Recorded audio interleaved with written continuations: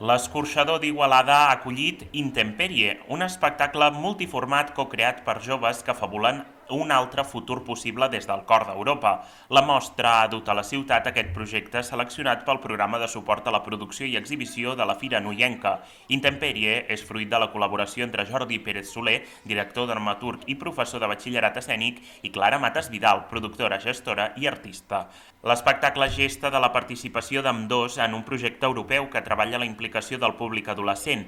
Les reflexions i accions sorgides del treball en aquest programa al llarg de 2 anys, juntament amb les opinions, experiències i recorreguts vitals dels intèrprets i la veu de diversos col·lectius de joves, han donat contingut i forma a aquest espectacle multiformat adreçat tant a públic jove com a públic adult. L'obra està protagonitzada per joves intèrprets de diferents procedències, competències, sensibilitats artístiques i experiències vitals i es complementa amb un equip creatiu amb recorreguts lúdics, versàtils i generosos.